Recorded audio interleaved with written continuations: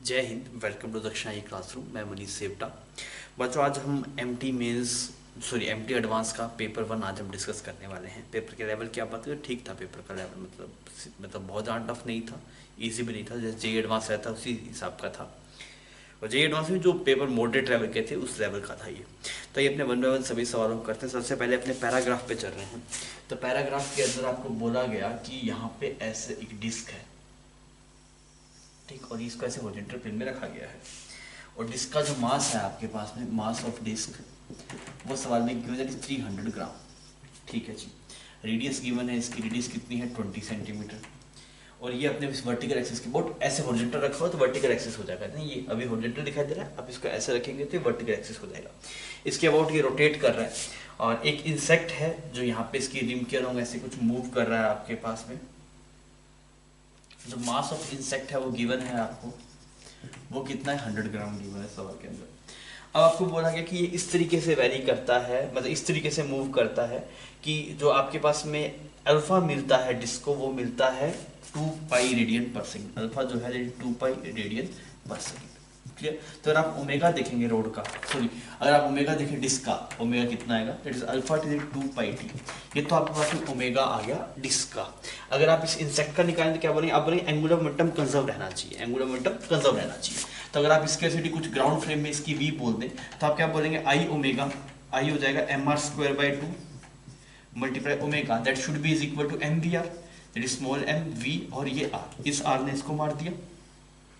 M की value हम put कर देते हैं, यहाँ पे 300 था, यहाँ पे 100 था, तो यहाँ पे 3 बचेगा आपके पास में।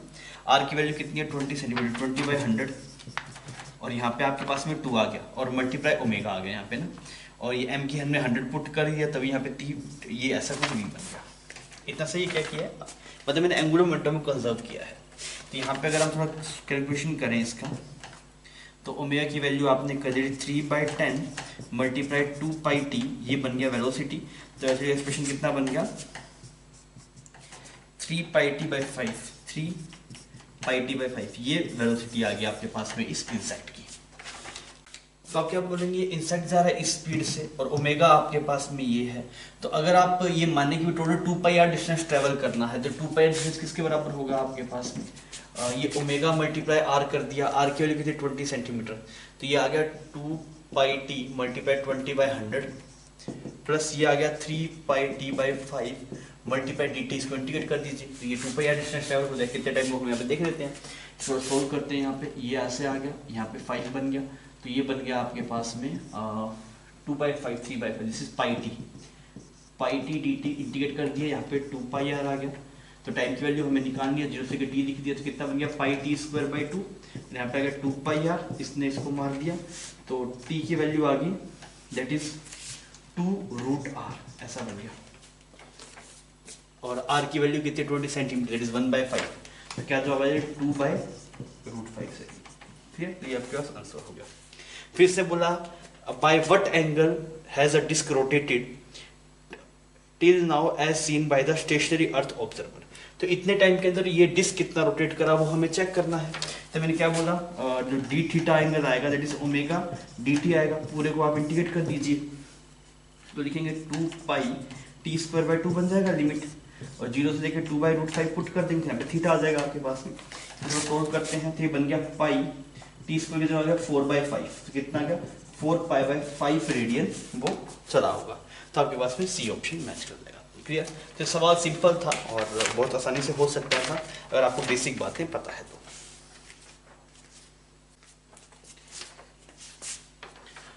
बच्चों, अभी हम सेकंड पैराग्राफ करते हैं, प्रॉब्लम नंबर 3 और 4।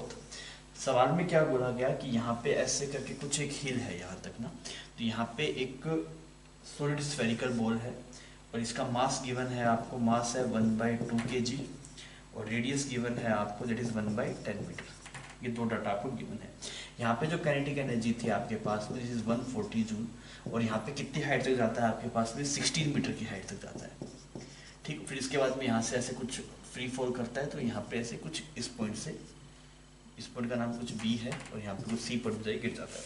सबसे पहले मैं rotation kinetic energy the top of the field यहाँ पे कितनी होगी, तो मैंने बोला यहाँ पे काइनेटिक एनर्जी इतनी थी तो यहाँ पे कुछ लॉस हो गया होगा। तो आप देखें काइनेटिक एनर्जी एट बी जो आपके पास में रहा होगा टॉप पे, that is 140 minus M G, और एच की जगह कितना आ गया 16 आ गया आपके पास में।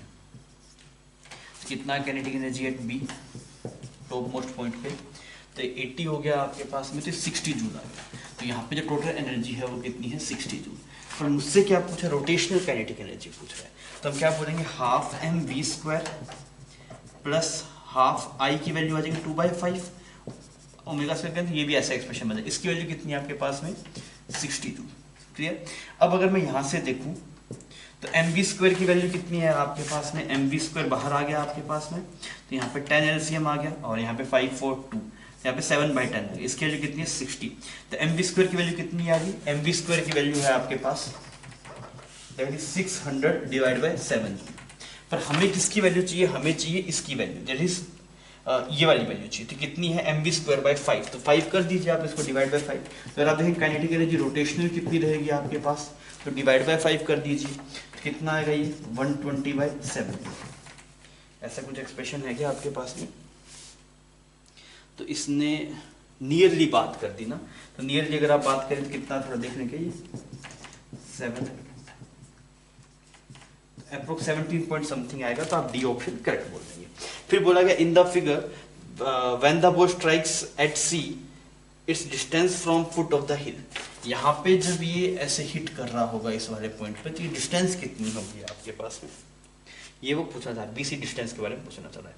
तो अब देखिए टाइम कितना लगा आपको, टाइम लगा 16 मीटर आपके पास में आना है, तो अप्रोक्स 2 सेकंड का टाइम होगा। ut plus half at square half 10 multiply T square, तो ये आ गया 332 डिवाइड बाई 10 का रूट, ऐसा टाइम रहेगा ना आपके पास। तो अप्रोक्सीमेटली आप बोल सकते हैं 5 और 15 वैसे 20 नहीं, ये नहीं है कुछ ऐसा रिजल्ट, इतना टाइम रहेगा आपके पास में, ये इतना टाइम आ गया। 2 सेकंड के अंदर तो आपके पास में टोटल 20 मिनट ट्रैवल कर जाता ना, 16 मीटर में कुछ इतना टाइम रहेगा, दैट इज रूट 32/10 सेकंड आपके पास में रहेगा। ठीक है, अब डिस्टेंस कितना ट्रैवल कर, तो यहाँ की वेलोसिटी पता है कि आपको, देखिए एम वी स्क्वायर की वैल्यू ये है, अगर आप एम की वैल्यू यहाँ पे पुट कर दें तो ये आ गया 1/2, तो वी स्क्वायर की वैल्यू कितनी आएगी, वी स्क्वायर की वैल्यू होगी 1200 डिवाइड बाई 7 और इसका अंडर रूट कर दीजिए, इतनी आ गया। तो अगर आप डिस्टेंस देखिए बी सी डिस्टेंस, तो कितना आएगा, ये वेलोसिटी मल्टीप्लाई ये वाला टाइम, ऐसा कुछ बन गया। आप इसको सोल्व करके देखिए क्या रिजल्ट आ रहा है। तो इसको अगर आप देखेंगे दिस विल बिकम, सबसे क्लोजेस्ट आंसर जो आपको यहाँ पे दिखाई देगा दैट विल बी 23 मीटर। थोड़ा सा सोल्व करना पड़ेगा, तो आप क्लोजेस्ट जाएंगे तो यही दिखाई देगा, और सब आंसर में ऑप्शंस में काफ़ी डिफरेंस है, तो ज़्यादा दिक्कत नहीं होगी, आप कर पाएंगे इसको। ठीक है बच्चों, कॉम्प्रिहेंशन के बाद अभी हम more than one option correct कर रहे हैं।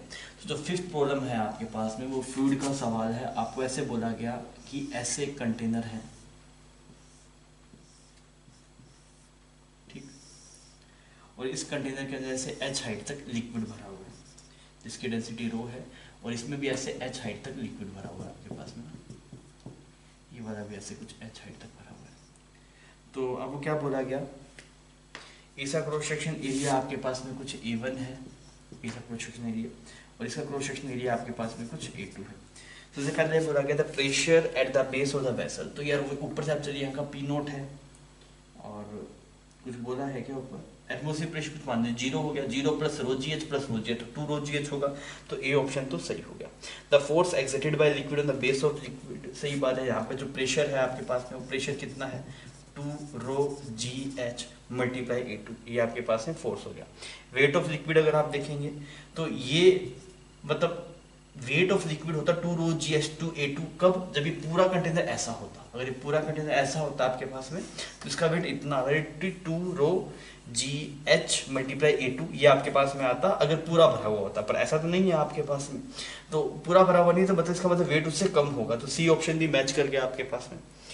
फिर हो क्या रहा है आपके पास में, एक्चुअली यहाँ पे जो ये वॉल्स पे जो प्रेशर लग रहा है वो लग रहा है आपके पास में, it is rho G H, इतना ही प्रेशर है इस वाले में, मल्टीप्लाई कितना एरिया हो गया ये, जिससे A2 माइनस A1 इतना लग रहा है, तो ये लिक्विड पे इतना लगा रहा होगा, मतलब ये वॉल्स के ऊपर जो लिक्विड फोर्स लगा रहा है वो इतना लगा रहा है, जो ये लिक्विड है वो वॉल्स पे इतना फोर्स लगा रहा है, तो ये वॉल्स भी इसके ऊपर नीचे की तरफ फोर्स लगा रही होगी, इसकी वजह से यहाँ पे इतना फोर्स मिल रहा है आपको। क्लियर। पर अगर आप बेस का एफपीडी देखेंगे तो यहाँ से वो फोर्स कैंसल आउट हो जाएगा, इस वजह से जो नेट रीडिंग आएगी वेइंग मशीन के ऊपर वो तो अभी जो लिक्विड है उसका वेट ही आएगा, पर सब प्रेशर की वजह से इतना आ रहा है, तो ये जो वॉल्स है ये कुछ ऊपर की तरफ फोर्स लगा रही है, इस वजह से जो रिजल्टेंट है वो कम हो जाएगा।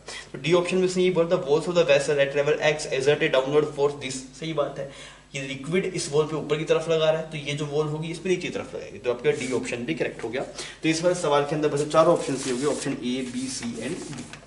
फिर हम चलते हैं आपके पास में 6 प्रॉब्लम के अंदर। 6 प्रॉब्लम में क्या बोल रहा है, a simple pendulum made of string of length L and bob of mass M is released from small angle theta naught. यहाँ पे रस्सी बांध के आपने ऐसे छोटे से बोब को लटका रखा है, इसका मास एम है, लेंथ एल है, ठीक, और इसको small angle theta note displace कर दिया ऐसे, यहाँ पे आपने इसको थीटा नोट एंगल कुछ डिस्प्लेस कर दिया। It strikes the block of mass capital M kept on horizontal surface at the lowest point of the oscillation elastically and bounce back to theta 1। अब ये क्या होता है, ये जब यहाँ पे ऐसे कुछ आ रहा होता है तो एक ब्लॉक से ऑसिलेट करता है, यहाँ पे जब वापस ऐसे आ रहा होता है तो कुछ ब्लॉक से ऑसिलेट करता है और वापस कुछ थीटा 1 पे जाता है, ऐसे जाके रुक जाता है। तो अब क्या हो रहा होगा, देखिए अगर आपको पता है कि भाई इसकी वेलोसिटी कुछ v बनता है और उसके बाद में यहाँ पे थीटा 1 पे जाके रुक जा रहा है, तो आपसे सबसे पहले पूछा कि speed of Bob just after collision कितना होगा, तो मुझे पता है वर्क एंड थ्योरम लगा देते हैं। तो ये डिस्टेंस कुछ l मान लीजिए, तो कितना हाइट रेज हुए आप हुए mgl ब्रैकेट में 1 माइनस कोस थीटा 1, इतनी हाइट रेज हुए, ये किसके बराबर होगा, हाफ m v1 स्क्वायर, इसको मान लीजिए आफ्टर कोलिजन v1 वेलोसिटी है। तो ये साफ हो गया आपके पास 2gl under root, sorry this is under root 2gl bracket में 1 माइनस कोस थीटा 1, ये वेलोसिटी आ गई आफ्टर कोलिजन। तो आपके पास में सी ऑप्शन यहाँ पे मैच कर गया, ठीक है। सेकंड आपसे क्या बोला गया कि अगर इलास्टिक कोलिजन है तो क्या हो रहा है आपके पास में, कैपिटल एम की वैल्यू वो सब क्या है वो सब पूछा गया। तो यहाँ पे अगर आप देखेंगे तो इसकी वेलोसिटी चेक करें, अगर आप थीटा नोट एंगल इसको डिस्प्लेस करके छोड़ा है थीटा नोट एंगल, तो इसकी वेलोसिटी यहाँ पे कितनी होगी वो हम देख लें। तो ये वेलोसिटी कुछ बनेगी आपके पास में, अगर आपने थीटा 1 एंगल इसको डिस्प्लेस किया है तो जब ये मीन पोजीशन पे आ रहा होगा तो वेलोसिटी कितनी हो जाएगी, वर्क एंड थ्योरम से हम देख लेते हैं।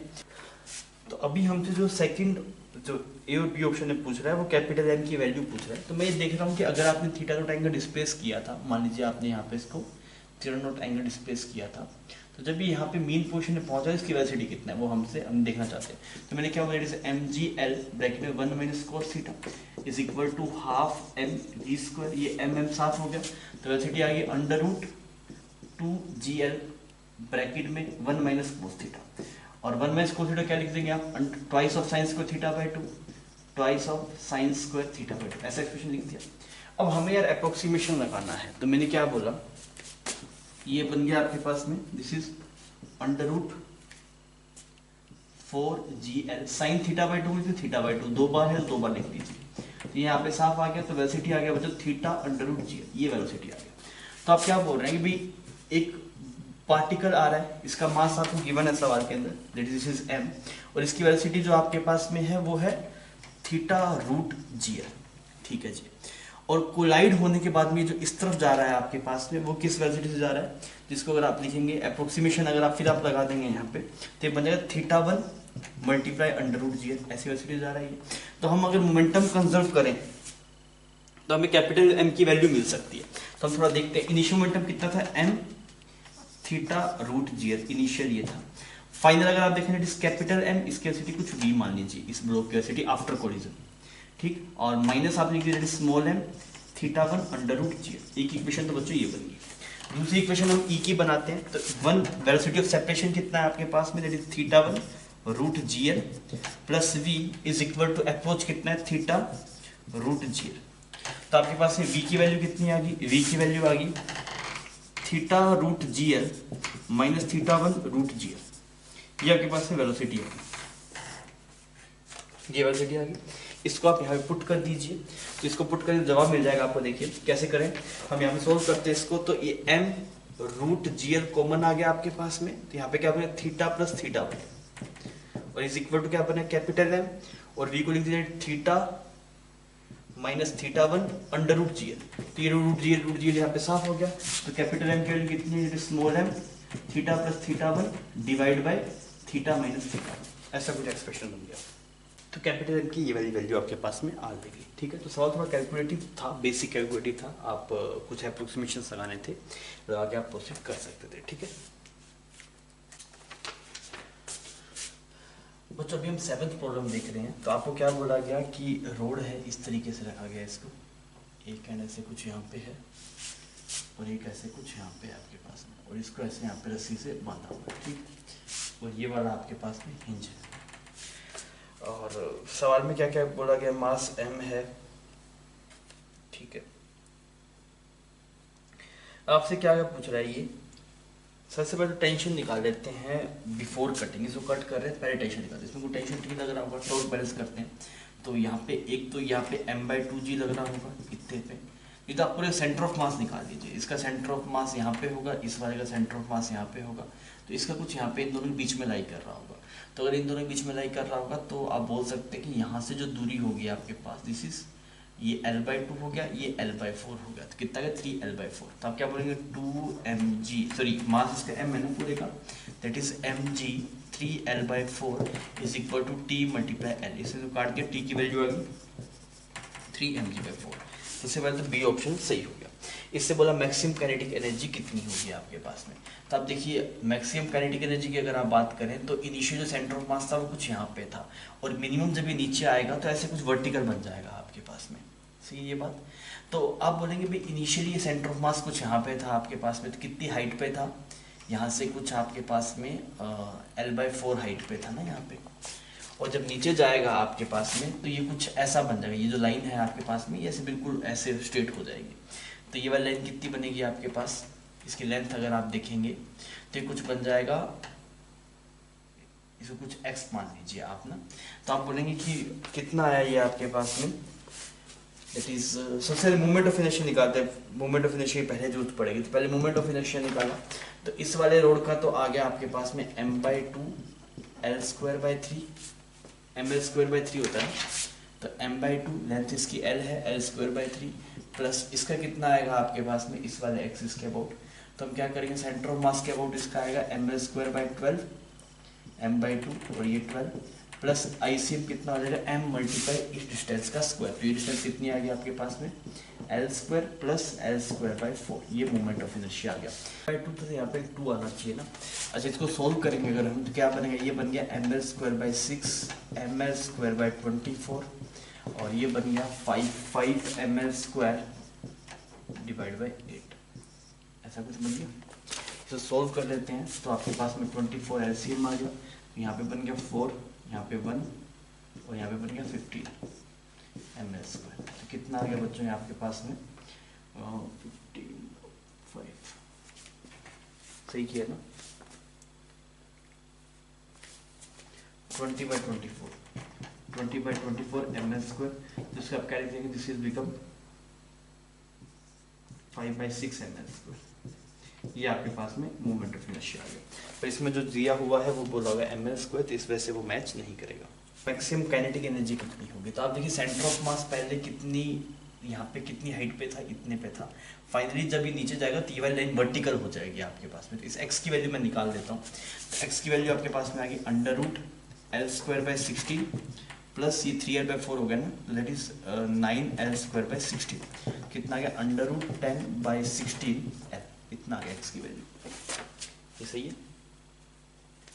अच्छा इसको सोल्व करें तो ये दिस इज बिकम, इसको ऐसे पढ़ें 5 और 8 कर लेते हैं, तो x आ गया √5/8 है। तो अगर आप बर्डन बाय ग्रेविटी देखेंगे तो पहले इनिशियली पोटेंशियल एनर्जी थी आपके पास में कितनी थी, इसको रेफरेंस टाइम मान लीजिए ना, तो इनिशियली 0 होगी तो फाइनल कितनी होगी, फाइनल होगी mg l/4 प्लस √5/8l, या this will be completely converted into kinetic energy. अब इसमें देखते हैं ऐसा कोई जवाब है क्या। इसने इसको इसी फॉर्म में लिखा है, 10/16 की फॉर्म में लिखा है, इसको 10/16 की फॉर्म में कर देता हूँ। तो आपके पास में क्या जवाब आ गया, mg/4 1 प्लस √10। हाँ तो ए ऑप्शन मैच कर रहा है, ए ऑप्शन मैच कर रहा है, बी मैच कर रहा है, सी मैच नहीं कर रहा। फिर बोला गया angle made by AB with when system has maximum kinetic energy. देखिए जब सिस्टम मैक्सिमम काइनेटिक एनर्जी होगा तो ये वाली लाइन आपके पास वर्टिकल मतलब बन जाएगी। तो ये वाला एंगल कितना हुआ थीटा, थीटा को अगर आप देखेंगे तो tan थीटा आ गया परपेंडिकुलर डिवाइड बाय बेस, तो कितना आ गया बच्चों ये आपके पास में, दिस इज tan इनवर्स 1/3। तो आपके पास में A, B एंड D तीन ऑप्शन आपके पास यहाँ पे मैच कर गए। बच्चों अगर हम 8th प्रॉब्लम में देखें तो आपको बोला गया कि एक cubical brick of mass 2 kg and side 0 point, ऐसे एक ब्रिक बना लीजिए आप।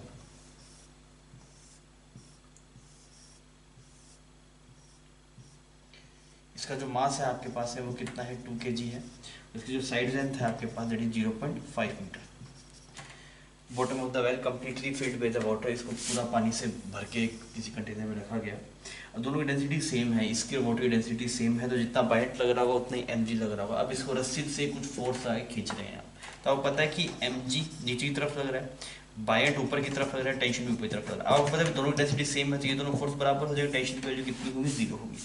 तो when brick inside the water the tension in the rope will be 0, तो ए ऑप्शन सही हो गया। Work done by tension on the brick, लेकिन यहाँ तक तो कोई टेंशन वर्डन होगा ही नहीं, जैसे भी बाहर आना शुरू होगा तभी टेंशन का वर्डन होगा।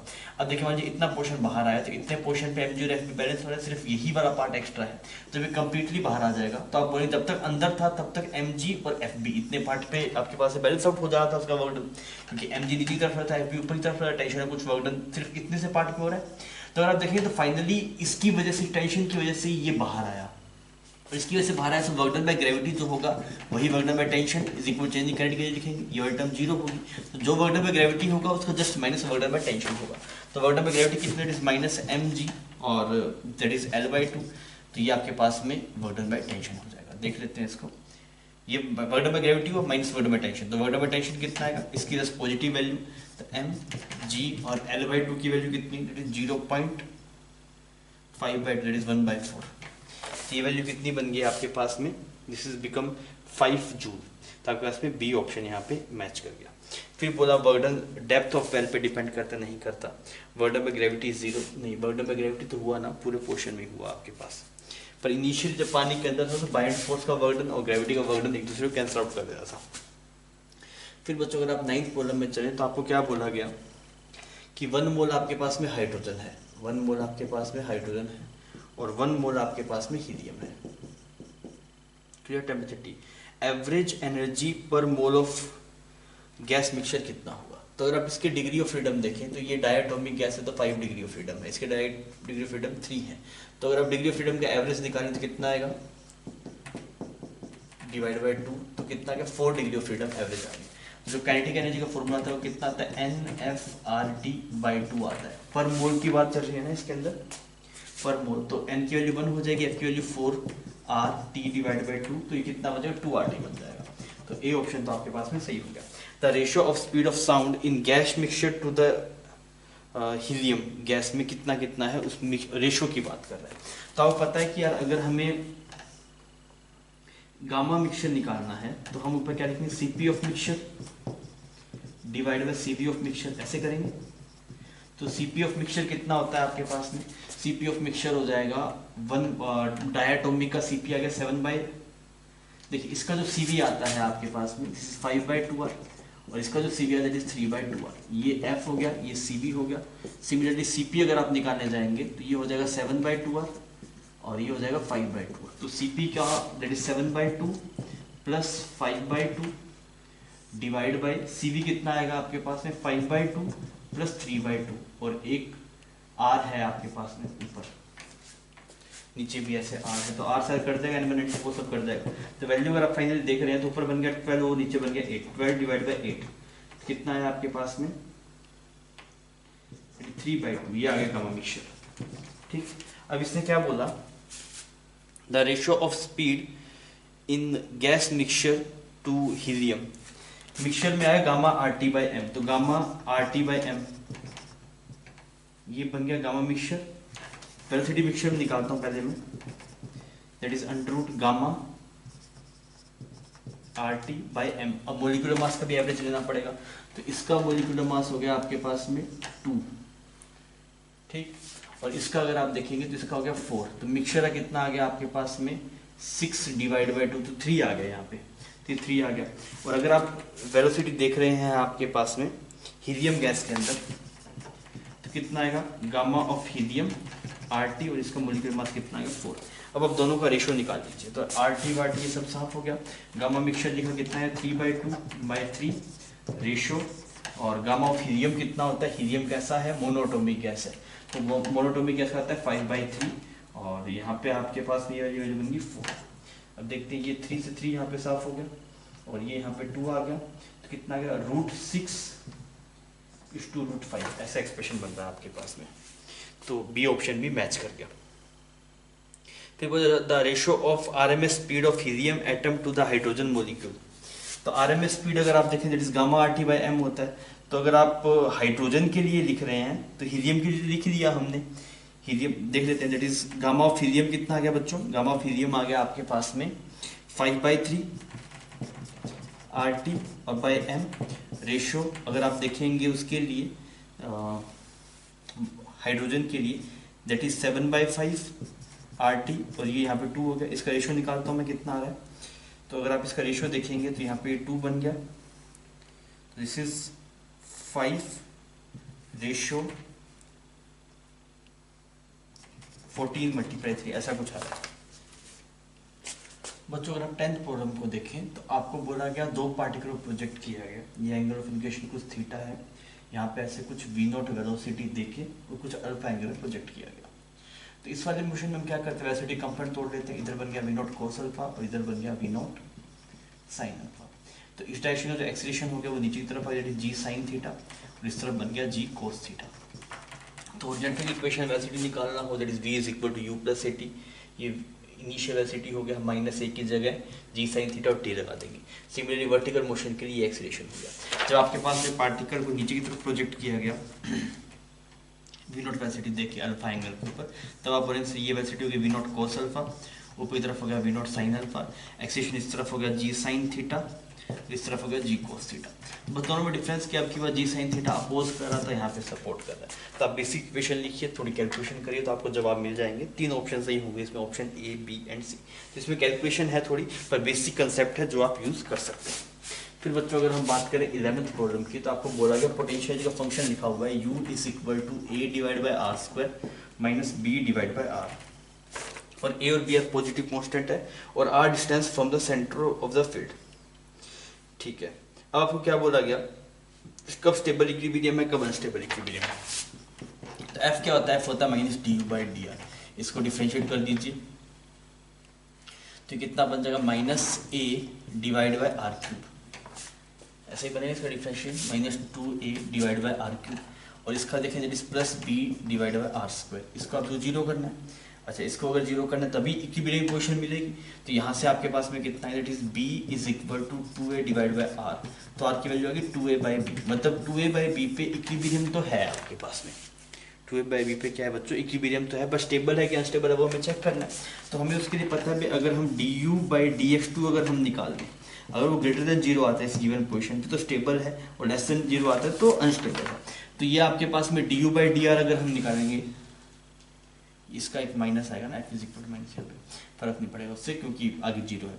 एक बार फिर डिफरेंशिएट करेंगे तो बच्चों ये बन गया du/dr, अगर मैं देखूँ तो कितना बन गया ये आपके पास में -2a/r³ + b/r², ये बन गया। इसको डबल डिफरेंशिएट करेंगे तो वहाँ पे डिफरेंशिएट किया दैट इज +6a/r⁴ माइनस ये कितना बन गया बच्चों, दिस इज बिकम -2b/r³, ऐसा एक्सप्रेशन बन गया। अब इस r की वैल्यू यहाँ पे आप पुट कर दीजिए, पुट करके देखेंगे तो क्या आ गया 6a/r - 2b, और मल्टीप्लाई यहाँ पे बन गया 1/r³, ये आ गया d2u/dx2। वैल्यू पुट करते हैं, r³ की वैल्यू आपके पास में ये पॉजिटिव वैल्यू है, तो ये सारा तो पॉजिटिव होगा, बस इससे चेक कर लेते हैं नेगेटिव आ रहा है पॉजिटिव आ रहा है। r की वैल्यू 2a/b - 2b आ गया आपके पास में, तो 3 पे तो पॉजिटिव वैल्यू आ रही है, और अगर ये पॉजिटिव वैल्यू आ रही है तो आप क्या बोलेंगे, ये स्टेबल इक्विलिब्रियम है। तो ए ऑप्शन सही हो गया। The maximum magnitude of force of attraction is, भाई इसकी वैल्यू मैक्सिमम फोर्स कब होगा, तो मैक्सिमम फोर्स आपके पास है, फोर्स का एक्सप्रेशन ये आ गया। फोर्स का एक्सप्रेशन क्या है आपके पास में, फोर्स का एक्सप्रेशन है 2a divide by R cube minus B R square, ये फोर्स है। अगर इस फोर्स को मैक्सिमाइज करें तो इसको डिफरेंशिएट करके 0 के बराबर करो, मतलब जब D F by D R 0 हो जाए एफ इज मैक्सिमम। तो आप अगर आप इसको वापस डिफरेंशिएट करें तो कितना बनेगा, this is become minus 6a R की power 4 plus 2b R cube, ये वाली वैल्यू 0 होनी चाहिए। तो आपने देखा ये सब उड़ गया आपके पास में, तो यहाँ पे आ गया minus 6a by R is equal to 2b आ गया। तो यहाँ से अगर आप r देखेंगे तो कितना बन गया, this is become 3a by b, ये आपके पास में इस वाली पोजीशन पे फोर्स मैक्सिमम होगा। तो आप इसकी वैल्यू पुट कर दीजिए, यहाँ पे r की value 3a by b put कर दीजिए। फोर्स कहाँ पे था, ये वाला एक्सप्रेशन था, इसमें इसकी वैल्यू पुट कर दीजिए। तो इसकी वैल्यू पुट करें तो कितना आएगा, देखिए 1 बाय आर स्क्वायर बाहर आ गया, दिस इज बिकम माइनस इधर है माइनस ट्वाइस ऑफ आर की वैल्यू कितनी है 3a by B minus sorry plus, यहाँ पे आपके पास में b बन गया। तो ये यहाँ पे उड़ गया आपके पास में, तो ये एक्सप्रेशन बना b by 3 minus 1 by R square और यहाँ पे आ गया b बाई 3। अच्छा, आर स्क्वायर की वैल्यू देखिए यहाँ पे डाल के, that is b square divide by 9a square बन रहा है, और यहाँ पे बन गया b बाई 3, टोटल कितना बन गया, that is b cube divide by 27a square. तो आपके पास में सी ऑप्शन मैच करेगा, दो ऑप्शन मैच करें, option A and option C. बच्चों अगर हम ट्वेल्थ प्रॉब्लम को देखें तो आपको बोला गया कि यहाँ पे ऐसे एक पुली है, यहाँ पे एक ब्लॉक है, और यहाँ पे ऐसे एक कार है, वो ऐसे कुछ मूव कर रही है, ठीक, वी करो थोड़ी सी, और इस डिस्टेंस का नाम कुछ x रख दिया, इसका नाम ऐसे कुछ h रख दिया। अगर आप क्लस्टरिजेशन से देखें तो आप बोलेंगे से इसकी वेलोसिटी कुछ ऊपरी तरफ v नॉट मान लीजिए, तो हम क्या बोले टी वी नॉट, और ये वाला एंगल से कुछ थीटा मान लीजिए, minus T cos theta b that should be is equal to 0। तो वेलोसिटी अगर आप देखेंगे this is become v cos theta, cos theta की वैल्यू हम देख लेते हैं, cos theta is x under root, cos theta is x under root x square plus h square, ये एक्सप्रेशन है v नॉट का। तो आपके पास में ए ऑप्शन मैच कर गया। एक्सीलरेशन ऑफ ब्लॉक ए अगर आपको देखना है तो इसका एक्सीलरेशन निकालना है, जिसको डिफरेंशिएट करना पड़ेगा, इस वाले ब्लॉक का एक्सीलरेशन चाहिए ना। तो अगर आप एक्सीलरेशन लीजिए D V by D T, D V naught divide by D T, इसको डिफरेंशिएट कर लीजिए, डिफरेंशिएट करिए जवाब मिल जाएगा। फिर जो अगर डिफरेंशिएट करते तो ये एक्सप्रेशन आता है S square V square divide by H square plus X square raise to power 3/2। कर लेंगे आप इसको डिफरेंशिएट तो आपको एक्सीलरेशन मिल जाएगा। क्लियर। फिर बच्चों अगर आप 13th प्रॉब्लम पे चलें तो थ्योरेटिकल सवाल है, इसमें बोला था change in internal energy at constant pressure. तो इंटरनल एनर्जी का एक्सप्रेशन तो हमेशा ये बदले delta U is equal to N C V delta T, तो इसमें तो कोई दिक्कत ही नहीं है, N C V delta T, तो वही बोला N C V delta T सही बात है। Change in internal energy of gas and work done by gas are equal in magnitude in adiabatic process. तो पता है Q is equal to delta U plus work done होता है, adiabatic process तो ये वाला टर्म 0, तो इन दोनों में मैग्नीट्यूड क्या होगा, सेम होगा, एक पॉजिटिव होगा एक नेगेटिव होगा। The internal energy does not change in isothermal process. Internal energy का ये एक्सप्रेशन होता है, आइसोथर्मल प्रोसेस में डेल्टा टी की वैल्यू 0 होगी तो इंटरनल चेंज नहीं होगी। नो हीट इज एडेड और रिमूव्ड इन एडियाबैटिक प्रोसेस। तो ये तो डेफिनेशन है एडियाबैटिक प्रोसेस की कि उसके अंदर कोई भी हीट ना ही दी जाए ना ही उससे कोई हीट ली जाए। फिर बच्चों अगर आप नेक्स्ट प्रॉब्लम पे चले, प्रॉब्लम नंबर 14, तो आपको बोला गया कि when the temperature of copper coin is raised bye 80 degree, diameter इतना बढ़ जाता है आपके पास में 2%। तो मेरे बोले डेल्टा डी बाई डी है, दैट इज 0.2% है आपके पास में, 0.2%। ठीक है। तो एरिया कितना बढ़ेगा उसकी बात करें तो एरिया होता कितना है, एरिया होता है पाई डी स्क्वायर डिवाइड बाई 4, ये होता है एरिया। अगर आप इसको डिफरेंशिएट करें तो डी ए कितना बनेगा, डी ए बन जाएगा 2 पाई डी, और यहाँ पे डिफरेंशिएशन ऑफ डी हो गया आपके पास में डिवाइड बाई 4 आ गया।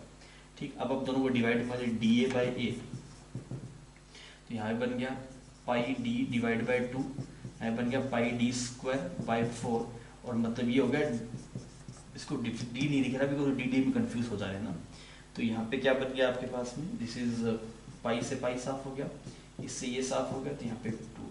तो डी ए बाई जो आ रहा है आपके पास में डी ए बाई ए, वो क्या आ रहा है, that is twice of change in diameter divide by diameter. तो ये वाला परसेंटेज है 0.2%, तो एरिया हो जाएगा 0.4%।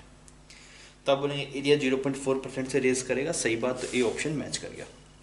द रेज इन थिकनेस कितना होगा, फिर थिकनेस की इसने बात करनी है। तो अगर आप थिकनेस देखेंगे तो यार कोई भी लेंथ जो आपके पास में है, कोई भी लेंथ है वो सेम मतलब परसेंटेज से वेरी करेगी। तो अगर रेडियस है चाहे थिकनेस है, यहाँ पे ऐसे ये तो लेंथ है ना, ये थिकनेस की लेंथ है, तो ये भी 2% से इरेज करे, 0.2% से, तो वो गिवन नहीं है, इस वजह से वो मैच नहीं करा। फिर इसने बोला वॉल्यूम किस परसेंटेज से चेंज होगा, तो वॉल्यूम अगर आप देख रहे होंगे तो कुछ ऐसा आ जाएगा आपके पास में, वॉल्यूम हो जाएगा पाई आर स्क्वायर एच, और इन सबको एक ही वेरिएबल मान लेता हूँ कुछ C, that is C cube हो गया आपके पास में।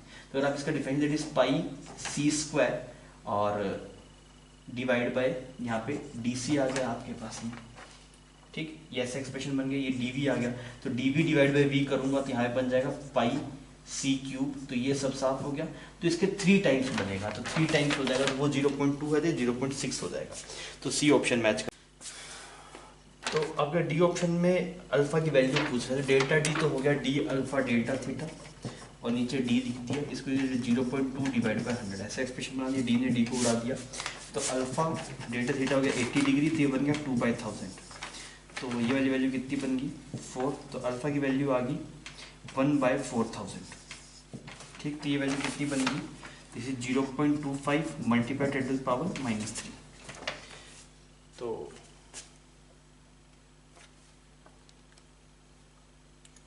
एक जीरो और जाएगा ना यहाँ पे, इसका एक और जीरो आ जाएगा आपके पास, 10⁻⁴ बन जाएगा। तो आपके पास में 3 ऑप्शन मैच करके बच्चों यहाँ पे, option A, option C and option D. वो जो 15th प्रॉब्लम देखते हैं, तो 15th प्रॉब्लम में क्या बोला गया, 3 simple harmonic motion in same direction having amplitude A same time period are superimposed each are differ in phase by 45 degree. तो एक का एम्पलीट्यूड कुछ ए मान लिया, तो दूसरे वाले का इससे 45 डिग्री एक्सीड कर रहा है, ठीक है, और दूसरे वाले का इससे 45 डिग्री, तो वो ऐसे वर्टिकल हो जाएगा। तो ये 3 एम्पलीट्यूड आप आपस में जोड़ लीजिए तो आपको रिजल्टेंट एम्पलीट्यूड मिल जाएगा। तो कितना बन गया बच्चों, यहाँ पे तो बन गया ए प्लस a/√2, और वर्टिकल में भी इतना बन गया, that is a plus a/√2। तो अगर आप ए नेट देख रहे होंगे तो ए नेट इन दोनों रिजल्टेंट हो जाएगा, इन दोनों को स्क्वायर करके आप ऐड कर लीजिए, तो ये बनेगा √2a, क्योंकि अगर ये a होता है √2a होता है, तो अभी इसके √2 मल्टीप्लाई a/√2 ऐसा एक्सप्रेशन बन जाएगा आपके पास, this is become √2a plus a, तो आपके पास में ए ऑप्शन सही हो गया। The phase of resultant motion is relative to first is 90 degree, नहीं फर्स्ट वाले से तो आपके पास 90 डिग्री नहीं 45 डिग्री है, पहले वाले से 45 डिग्री के फेज में जा रहा है। The energy associated with resultant motion is, कितना टाइम से वो पूछ रहा है। तो अगर हम एनर्जी निकालेंगे तो कितना बदल इज हाफ के, और नया एम्पलीट्यूड जो आपके पास में √2a प्लस a का स्क्वायर, ये एनर्जी आएगी, जिसको सोल्व कर देते हैं, तो कितना बन जाएगा, ये हाफ के और a स्क्वायर बन गया यहाँ पे, और ये वाली टर्म √2 + 1 2 + 1, और ये बन जाएगा 2 दैट इज 3 डिवाइड बाई 2√2, सही बात है, इतने टाइम से बढ़ गई। फिर डी में बोला कि resultant motion is not simple harmonic, ये गलत बात है, ये सिंपल हार्मोनिक ही इसका रिजल्टेंट भी जो है। फिर आप 16th प्रॉब्लम में अगर आप देखें तो आपको बोला गया कि एक ग्राफ गिवन है ऐसे y का, तो यहाँ पे एम्पलीट्यूड मैक्सिमम है, यहाँ पे 0 है, तो यहाँ पे जो टाइम है वो t/4 है, यहाँ पे जो टाइम है वो t/2 है, यहाँ पे 3t/4 है, और सिमिलरली यहाँ पे t है। तो आप समझ में आएगा t = 0 पे पार्टिकल एक्सट्रीम पोजीशन पे था, t/4 पे मीन पे है, t/2 पे एक्सट्रीम पे है, 3t/4 पे मीन पे है, t पे एक्सट्रीम पे है। तो वेलोसिटी कब मैक्सिमम होगा, इसमें t/2 पे वेलोसिटी मैक्सिमम होगा नहीं, t t/2 पे अगर आप देख रहे हैं तो अपने एक्सट्रीम पोजीशन पे है तो वेलोसिटी 0 होगा, तो ए ऑप्शन नहीं हुआ। एक्सीलरेशन मैक्सिमम t पे है, हाँ टी पे है बिकॉज एम्पलीट्यूड मैक्सिमम है, जब एक्सट्रीम पोजीशन पे एक्सेलेरेशन मैक्सिमम होता है तो बी ऑप्शन मैच कर जाएगा। Force is 0, force mean position पे 0 होता है, 3t/4 फोर्स 0 है, हाँ है। Potential energy is equal to total oscillation energy at t/2, तो t/2 पे सारी एनर्जी पोटेंशियल एनर्जी में होगी आपके पास में, तो ये वाली बात भी मैच कर जाएगी। क्लियर, 3 ऑप्शन मैच हो जाएंगे, that is option B, C and D. बच्चों फिर अगर हम 17th प्रॉब्लम की बात करें तो आप बोला a car is moving towards a hill with velocity vc। तो यहाँ पे आप मान लीजिए कोई हिल है, यहाँ पे ऐसे एक कार है और वो इधर ऐसे मूव कर रही है vc से। तो it blows a horn of frequency F, इसके पास में हॉर्न है जिसको एफ फ्रीक्वेंसी से ब्लो कर रहा है, which is heard by observer following the car with speed V naught. इस कार को फॉलो कर रहा है कोई ऑब्जर्वर है, वो यहाँ पे इसको फॉलो कर रहा है कि स्पीड से V naught. The speed of sound in air is V. Wavelength, फिर ये ऑप्शन बता wavelength of sound reaching the hill. तो वेवलेंथ तो बदलेगा ना, अगर सोर्स मूव करता है वेवलेंथ बदलता है, तो वो सेम का सेम नहीं आएगा आपके पास में, तो कुछ और आंसर आना चाहिए। तो v बाई एफ तो नहीं आएगा आपके पास में, कितना है वो देखो दिखाया तो मैं। इसके पास जो वेवलेंथ पहुंच रही होगी दैट इज साउंड की वेलोसिटी है v, तो v डिवाइड बाय f। बताओ ये अगर कुछ ना मूव होता तो इतना आता आपके पास v मल्टीप्लाई f, और ये मूव कर गया minus V C by F, ये एक्सप्रेशन आएगा। तो बी ऑप्शन मैच कर रहा है, लैम्डा एफ जो आपको दिखाई देगा जो ये हिल सुनेगा। Beat frequency observe by the observer, तो इसको दो फ्रीक्वेंसी सुनाई देगी, एक तो यहाँ से सुनाई देगी, तो वो कितनी होगी आपके पास में, एक f1 जो सुनाई देगा that is v plus V naught divide by v plus V C multiply F, ये डायरेक्ट सुनाई दे रहा है। एक उसकी वजह सुनाई देगी, उसको अगर आप चेक करेंगे तो पहले आप इसको सुनाइए, इसको क्या फ्रीक्वेंसी सुनाई देगी, इसको जो सुनाई देगी F dash that is v minus V C multiply F, ये इसको सुनाई देगी। फिर ये एमिट करेगा वो ऑब्जर्वर सुनेगा, तो उसको क्या सुनाई देगी f2 that is v, observer move कर रहा है प्लस v नॉट, यहाँ पे v मल्टीप्लाई, ये एक्सप्रेशन बन गया v divide by v minus V C multiply F. तो f1 f2 की वैल्यू आपको मिल गई। तो अगर आप बीट फ्रीक्वेंसी कंपेयर करेंगे तो दोनों का डिफरेंस कर लीजिए, v plus V naught divide by v plus V C minus v plus V naught divide by v minus V C multiply F, ये हो जाएगी बच्चों बीट फ्रीक्वेंसी। इसको सॉल्व करके देखते हैं। सॉल्व करेंगे तो ऊपर चला गया आपके पास में v plus V naught bracket में v minus V C minus कितना गया v plus V naught bracket में v प्लस वी सी, और डिवाइड में बन गया v square minus V C square. एक यहाँ पे ऐसे f रह गया आपके पास में। अब इसको सॉल्व करते हैं, थोड़ी सी लेंथी कैलकुलेशन हो जाएगी।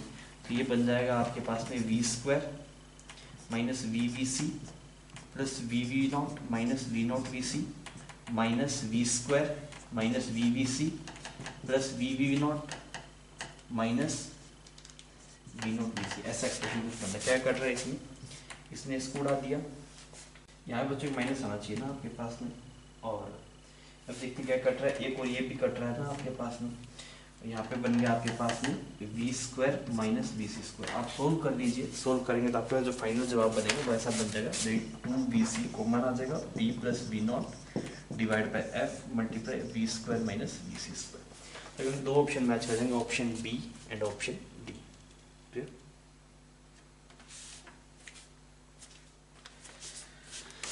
वो तो लास्ट प्रॉब्लम की बात करें, प्रॉब्लम नंबर 18। क्या बोला गया, a gun of mass m, यहाँ पे गन बना देते हैं ऐसे, और इसका मास यहाँ बैरल है आपके पास में, और इस गन का मास कुछ m है आपके पास में, और makes an barrel makes an alpha with horizontal, alpha angle बनाते हैं हॉरिजॉन्टल के साथ में, और फायर से शेल ऑफ मास m, यहाँ पे एक शेल है आपके पास में, इसका मास कितना है, m है। The gun is mounted on friction that strikes to the recoil takes place with no resistive force. The velocity of the shell relative to the barrel is v. इसके रिस्पेक्ट में इसकी वेलोसिटी कुछ v है, और absolute angle जो बनाती है वो बीटा बनाती है, ठीक है। तो आप इसकी वेलोसिटी कुछ मान लीजिए, यहाँ पे आपके पास में v1 है आपके पास में, तो इसकी ग्राउंड फ्रेम में देखें तो कितनी है, एक वेलोसिटी इधर v आ गया आपके पास में, और एक ऐसे पीछे की तरफ कुछ v1 आ गया, ये वाला एंगल कितना है अल्फा, और जो रिजल्टेंट एंगल बनता है वो कुछ बीटा बनता है, ऐसा ही बोल रहा है। तो मैंने कंपोनेंट ब्रेक कर लिए, तो यहाँ पे आ गया v cos अल्फा और ऊपर बन गया v sin अल्फा। तो रिजल्टेंट अगर आप देख रहे हैं तो एक्सप्रेशन में कितना बना, that is v cos alpha minus v1, और ऊपरी तरफ बना v sin अल्फा। इसका जो रिजल्टेंट बनता है वो कितना बनता है, बीटा बनता है, ये गिवन है सवाल में आपको। तो अगर आप यहाँ पे 10 बीटा देखेंगे, ये ऐसा रिजल्टेंट बन गया। देखते हैं वन बाय वन क्या क्या पूछ रहे हैं। फिर आपसे बोला गया कि रिकॉइल वेलोसिटी गन की कितनी है, वो ये पूछना चाह रहा है। तो हॉरिजॉन्टल डायरेक्शन में लीनियर मोमेंटम कंजर्व कर देता हूँ। तो एक तो इक्वेशन ये बन गई 10 beta is equal to v sin alpha divide by v cos alpha minus v1। एक लीनियर मोमेंटम कंजर्व करने अगर मैं जाऊँगा तो क्या लिखूँगा, small m multiply v cos alpha minus v1, इसका आ जाएगा कैपिटल M v1। तो हमें रिकॉइल वेलोसिटी निकालनी है। तो रिकॉइल वेलोसिटी आ जाएगी आपके पास में, that is M V cos alpha divide by small M plus capital M, ये आ गया V1। तो ए ऑप्शन मैच कर गया। फिर बोला टेन बीटा की वैल्यू बताइए, तो टेन बीटा की वैल्यू V1 की वैल्यू हम यहाँ पे पुट कर देते हैं, जवाब मिल जाएगा। तो टेन बीटा आपके पास में जो आया that is V sine alpha divide by V cos alpha minus V1 की वैल्यू अगर हम देखेंगे that is M V cos alpha divide by small m plus capital M। ठीक, अभी थोड़ा सोल्व करना पड़ेगा यार। इसको सोल्व करते हैं तो यहाँ पे बन गया V साइन अल्फा, V तो सब में उड़ गया ऊपर, तो ऊपर से तो बचा साइन अल्फा। यहाँ पे देखा that is M cos alpha plus capital M cos alpha minus small m cos alpha. इसने इसको मार दिया, ऊपर चला गया small m plus capital M, ये टेन अल्फा आ गया आपके पास में। तो वैल्यू कितनी बनी देखिए, तो ये तो बन गया टेन बीटा था ना ये आपके पास में, टेन बीटा। तो यहाँ से अगर टेन बीटा अगर आप देख रहे हैं तो ये बन गया small m plus capital M divide by capital M multiply ten. Clear? तो आपके पास में सी ऑप्शन मैच कर गया। तो दो ऑप्शन मैच करिए, option A and option C. ठीक है बच्चों, इसी के साथ पेपर यहाँ पे खत्म होता है। Thank you for watching.